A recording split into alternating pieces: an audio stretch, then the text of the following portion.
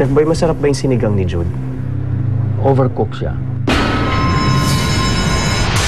Yun ba yung focus na sinasabi mo, Jude? Siguro po, yung sa overcook naman po, siguro napabigla lang po sa apoy. Pero yung time na na-serve namin, okay pa sana, pero medyo nauli lang po ng konti yung pag-serve. Hindi po maintindihan ng mga guest yan.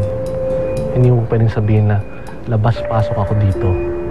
Kailangan parating maayos, day in, day out.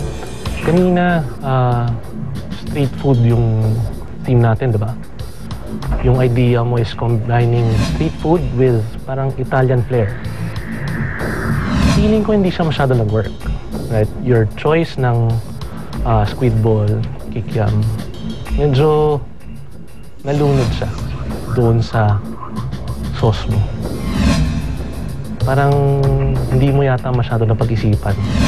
Mali ko is inisip yung lasa ng dish, ng main na dapat lalabas. Hindi siya ma-overpower ng pinaplano mong theme. Dahil ba lagi kang nananalo, TJ, o hindi ka na pupunta rito, kampante ka na? Hindi po. Chef Chris, may maaari ka bang tanong kay Marlin? Kanina, ang dami mong kinuha ingredients.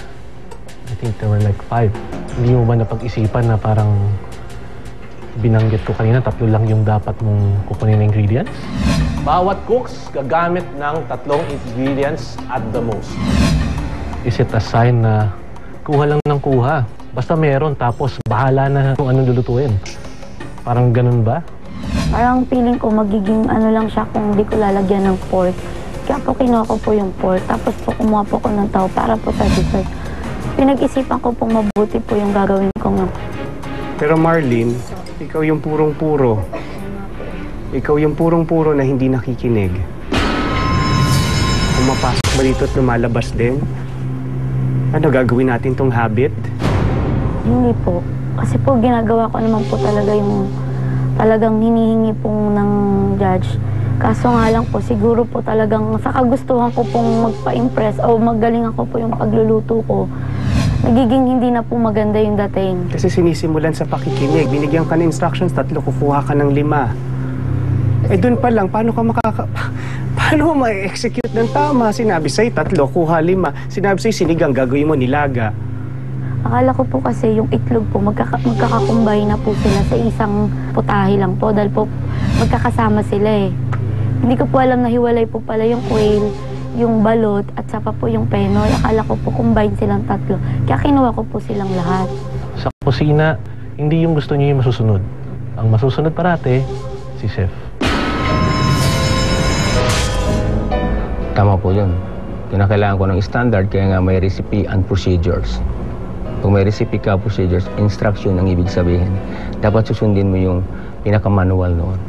Kasi pag ginawa mo, nilabisan mo na anong lasa. At pag dinagdagan mo, it will reflect to the food cost. So malulugi yung owner. Kaya kung hindi kayo makasunod ng instructions, wala kayong karapatan sa kusina. Dahil sisirain nyo at palulugihin nyo ang negosyo.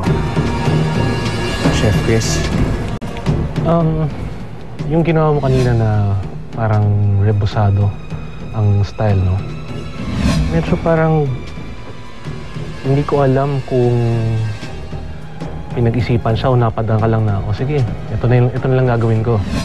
Parang lumalabas na parang kung ano na lang may present, basta meron, that's it. Hindi naman po sa ginawa ko na lang yun para may present ako. Inisip ko talaga yun. Yung mga barbecue yung kinuha ko kasi nga bala ko talaga siyang i-coat, then lagyan ng sauce. Then nag-come up na lang sa isipan ko na sweet and sour na medyo may pagkaanghang yung ginawa kong sauce. Yung coating naman, flour and mayonnaise yung ginamit ko. And konting seasonings. Mayonnaise is, you know, a little sweet. Saka mayonnaise for frying? Nagawa mo na yun dati, MJ? Na-try ko na po siya. Wala din kasing itlog, so ginamitan ko ng mayonnaise. Kasi iniisip yung mayonnaise egg. Kaya lang may oil yun. Sorry, I'm sorry. Drop the ball.